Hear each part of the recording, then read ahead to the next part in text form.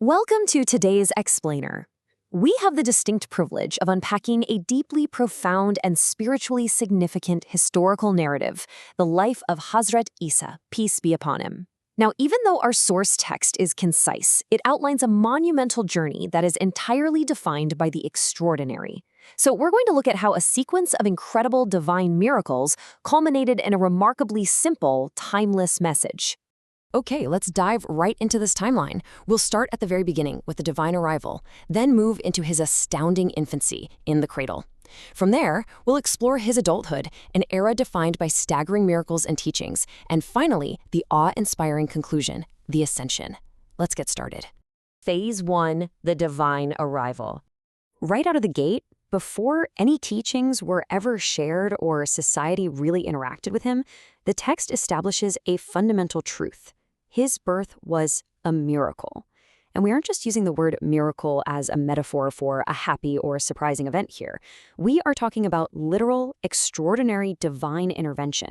His life didn't begin according to the standard, predictable laws of biology. It began as a direct manifestation of divine will. When the very beginning of a story bends the rules of reality like that, you are instantly primed for a life that will continue to transcend human limitations.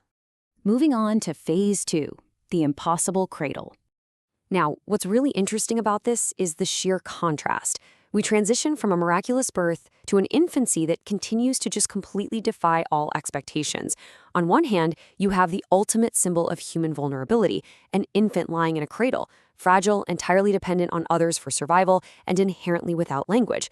But on the other hand, we have this impossible act directly recorded in the text, this exact same helpless infant speaking profound words. It's a striking reminder that divine power operates completely independent of human age or physical capacity. All right, Phase 3, adulthood and action. As he enters adulthood, the miracles actually shift from things happening to him to profound capabilities demonstrated through his own deliberate actions.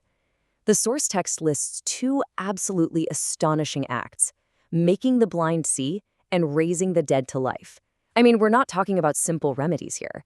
We're talking about the sheer unimaginable scale of reversing permanent physical conditions and ultimately reversing death itself.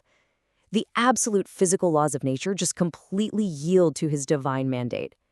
It's truly awe-inspiring to even consider the impact of seeing the impossible happen firsthand. Which brings us to the core message.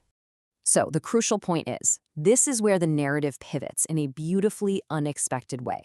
Amidst all these supernatural displays of power, the source text notes that he taught people love and justice. Think about it. With the unprecedented ability to heal the blind and wake the dead, you might expect a legacy purely of intimidation, untouchable supremacy, or earthly conquest. Instead, his ultimate mission was incredibly grounded. He used his miraculous platform to advocate for love and justice among people. The miracles were the extraordinary vessel to capture attention, sure, but compassion, equity, and fairness, those were the actual enduring messages for society. And finally, Phase 4, the heavenly ascension. And this brilliantly illustrates the dual nature of his entire journey. On one side, we have his highly grounded, socially conscious earthly teachings, the mission of spreading love and justice among ordinary people. On the other side, we have the staggering divine conclusion noted in the text, Allah raising him alive to the heavens. His departure from earth wasn't marked by a conventional death, but by an ultimate miraculous ascension. It just bookends his life in perfect symmetry, doesn't it? Starting with a miraculous arrival from the divine, and ending with a miraculous return to the divine, all while leaving behind a deeply human legacy of justice right in the middle. Which leaves us with a pretty profound final thought. How can a life defined by extraordinary miracles, yet so deeply grounded in love and justice, inspire our own actions today? We obviously may not be able to speak from the cradle, or heal the blind, or raise the dead. But those core teachings of compassion, love, and fighting for justice, those are entirely within our reach, every single day. Thank you so much for joining me for this explainer.